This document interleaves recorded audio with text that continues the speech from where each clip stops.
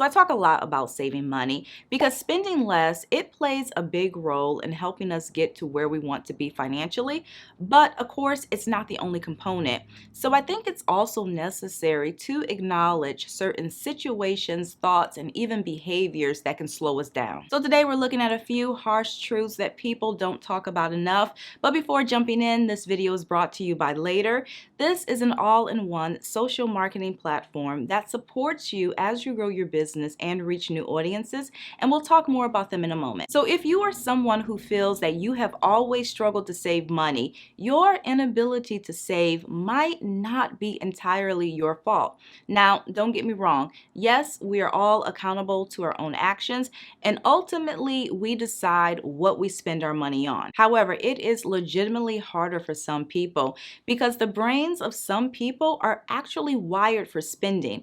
And I know that might sound like a cop-out or an excuse, but I'm sure we've all heard someone refer to themselves as either a saver or a spender, maybe if they're frugal or they tend to spend more freely. But there is actually some truth to these statements because according to research, our brains can be wired for either spending or saving. So if your brain happens to be wired for spending, becoming a better saver will mean going against something that's natural for you. And this could possibly explain why it's so much easier for some people to budget and save money. Now, of course, if you happen to be someone whose brain isn't wired to save, that doesn't mean that you're doomed, but you might have to put forth a little more effort with regard to self-control and being intentional with your spending. And I have several videos on this topic, so I'm not going to go into too many details here, but a few things that might help include recognizing and avoiding exposure to your triggers, which can be any person, place, or emotion that tempts you to spend money. It might also help to come up with a splurge budget, as well as keeping a visual reminder of your goals in your wallet. Another thing to remember is that you can't rely on anyone else to take care of your future. And honestly, this is something that I assumed everyone believed and thought, and obviously some people do, but there's also a lot of people who don't think this way. And I say this because not too long ago, I did a TikTok video where I said, if you are a parent and you have to choose between saving for college and saving for retirement, key phrase, if you have to choose, you should always prioritize saving for retirement because whereas there are so many different ways to pay for school, there is no loan for retirement. And for those of you who don't know my background, I have been writing and researching finance topics since 2005. And throughout this time, I've only ever heard information supporting this, which makes sense because you have to look out for your financial future. And the reality is, a lot of parents are not in a position to do both, especially if they have multiple kids. But I've since learned that that is not common knowledge because on that particular video, I had so many comments from people saying things like, that's wrong, you shouldn't have kids unless you're going to pay for their school, or college is way more important than retirement. I'm not worried about that. And I even had a lot of people say my kids are my retirement. And I'm not going to lie, that last statement did catch me off guard because I didn't realize that so many people were not planning for the future and they were relying on their kids. But I have to say, being realistic about your financial limitations is not selfish. And that type of thinking, it can be dangerous because regardless of what type of relationship you have with your kids, once you get to a retirement age, they might not be in a position to help you, or they might choose not to. And if that is the case, what happens next? Now, at the end of the day, I can't tell anyone what to do. Everyone has to make their own decisions. But if you feel that you're stuck between a rock and a hard place, I do recommend talking with an advisor who can give personalized guidance on the best way to approach this, because your financial health is important too, and you really don't want to do anything that's going to sabotage it. But of course, as much as I love to talk about saving money, you can't save what you don't have. There are a lot of people who want to save, yet their income isn't enough. They've already cut out everything they can possibly cut out, and in this case, income alone might not be enough to get ahead or to pay off debt, so you'll need to earn more. And for anyone in this situation, I really do encourage you to stay positive. Now, obviously, this is not something that you can fix overnight, but with careful planning, you might be able to fix it in time. And one thing that I always suggest is not relying on a single income source. Now, I realize that some people feel that they are not the entrepreneur or the self-employment type, which I totally get it because having a business or a side hustle, it does take time to grow these. And you might also feel that you don't have the energy for a part-time job. But if you're barely breaking even or you're tired of feeling financially stuck, it might be time to start wrapping your head around the idea of starting a side hustle, maybe growing a passive income stream where you can continue to make money after you've done the work.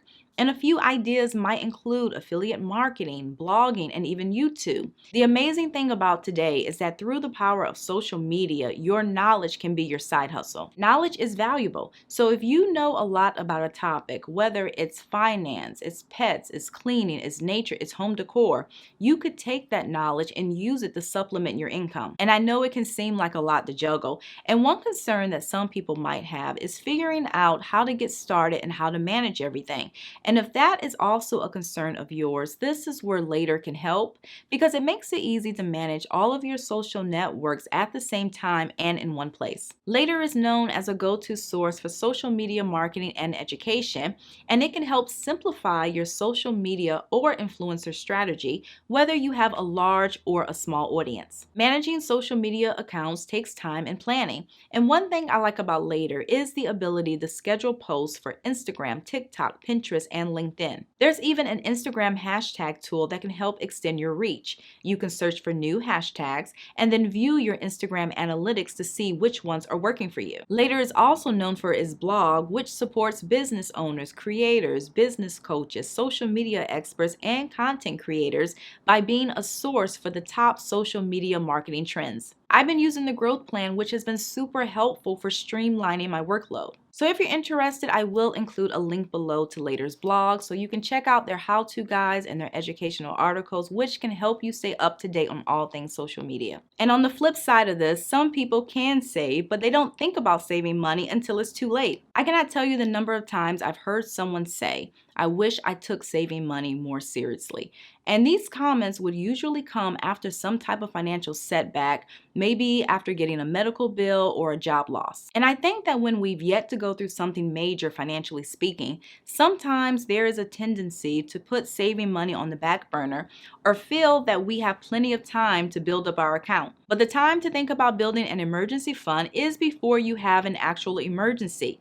And I know that probably seems like common sense, but it has to be said because some people do feel that they are invincible. So even though they know bad things can happen, they don't believe that it will. And one thing I have to say before moving on is that you will never hear someone say, "I wish I never had an emergency fund." And another truth we have to realize is that saving alone isn't always enough. Some of you have probably seen this commercial of this woman who's saving money to climb, I believe, Mount Everest. So over the years, she's putting money in this jar, and then once she finally has enough money saved, she gets to the mountain and she's like years older and she's on a walker. And the whole point of that commercial is encouraging people to also invest, because if you only rely on your savings account, you might never hit some of your biggest financial goals. Now, everyone has different goals. Some people want to retire early or achieve financial freedom while they're still young, healthy, and energetic, and they don't want to wait until they're 65 or 70 to leave the workforce. And don't misunderstand me, savings accounts are necessary.